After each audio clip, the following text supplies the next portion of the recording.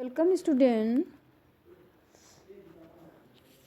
बच्चों, आज आपका टर्न है हिंदी लैंग्वेज का और हम आपको कराएंगे यहाँ पे चैप्टर 12 का सेकेंड पार्ट।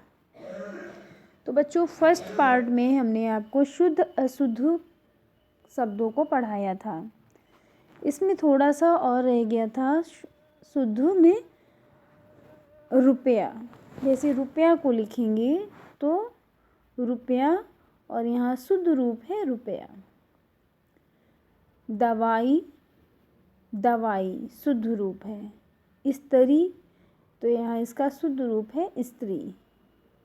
आशीर्वाद शुद्ध रूप है आशीर्वाद। दीपावली, इसका शुद्ध रूप है दीपावली। बाजार, इसका शुद्ध रूप है बाजार।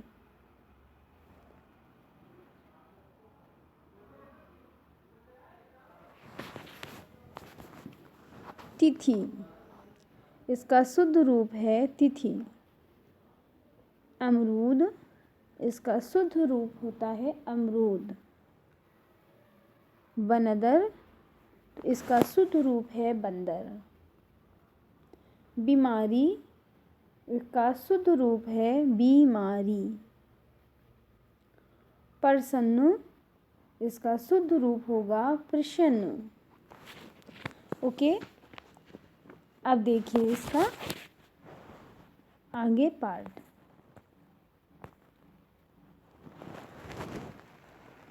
गलत सर्वनाम या अधूरी क्रिया के प्रयोग से वाक्य अशुद्ध हो जाता है। जहाँ पे हम अधूरी क्रिया लगा दें या गलत सर्वनाम हो तो वहाँ पे क्या हो जाता है, अशुद्ध रूप हो जाता है। इसी प्रकार क्रिया को लिंग या वचन के अनुसार ना बदलने से भी वाक्य अशुद्ध हो जाता है। आगे की कक्षाओं में हम इसके बारे में विस्तृत जानकारी प्राप्त करेंगे। तो बच्चों, किसी भी कॉम्पिटिटिव एग्ज़ाम में जब आप जाएंगे तो उसमें ये अशुद्ध शुद्ध हिंदी का इतना ग्रामर पोर्शन है या इंग्लिश का जो ग्रामर पोर्शन है वही आप लोगों का आता है और बिल्कुल छोटी सी मिस्टेक होती है और क्वेश्चन रॉन्ग हो जाता है। तो बच्चों, बहुत ध्यान से पढ़ने की ज़रूरत है आपको। खरगोश को काटकर गाजर खिलाओ, तो इसका शुद्ध सेंटेंस क्या होगा? खरगोश को गाजर काटकर खिलाओ। खरगोश को गाजर काटकर खिलाओ।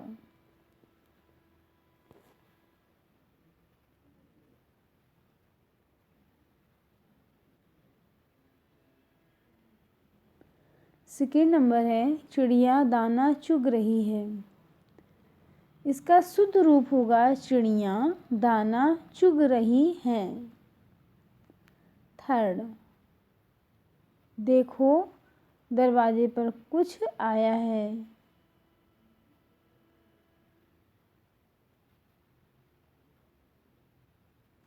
इसका शुद्ध रूप होगा देखो दरवाजे पर कोई आया है।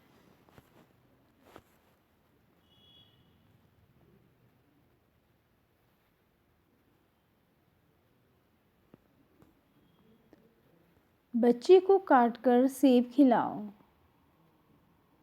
इसका शुद्ध रूप होगा बच्चे को सेब काटकर खिलाओ।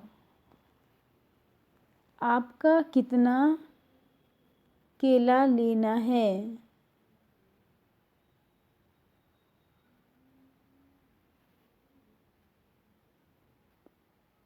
आपको कितने केले लेने हैं? हम आपसे बोले थे, तो इसका शुद्ध रूप होगा हमने आपसे कहा था। मैंने यह काम नहीं करा। इस सेंटेंस का शुद्ध रूप होगा मैंने यह काम नहीं किया। 8 नंबर, मुझे एक ठंडा ग्लास पानी चाहिए। इसका शुद्ध रूप होगा मुझे एक गिलास ठंडा पानी चाहिए। 9 आज मेरे दादाजी ने जाना है। शुद्ध सेंटेंस होगा आज मेरे दादाजी को जाना है। तो बच्चों आपने देखा कि यहाँ पर छोटी सी मिस्टेक है, सेंटेंस को गलत करने के लिए केवल छोटी सी मिस्टेक है, और आप लोग भी बहुत छोटी सी मिस्टेक करते हो। तो हमें भाषा के शुद्ध रूप को समझना चाहिए। अब आती है एक्सरसाइज। निम्नलिखित में से शुद्ध शब्द पर सही का चिन्ह लगाना है। साधारण, साधारण और साधारण। तो यहाँ पे शुद्ध का नंबर होगा साधारण। बीमारी, बीमारी और बीमार। यहाँ पे शुद्ध रूप होगा बीमारी। गा नंबर शुद्ध, अशुद्ध और शुद्ध।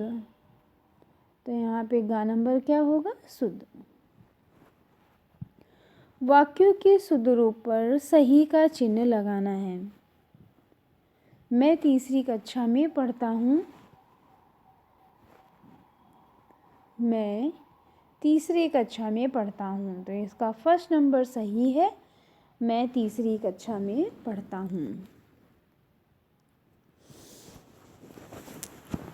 खा नंबर दोनों लड़के पढ़ रही है। तो इसका शुद्ध रूप होगा दोनों लड़के पढ़ रहे हैं। मेरे को स्कूल जाना है। इसका शुद्ध रूप होगा मुझे स्कूल जाना है। ओके बच्चों,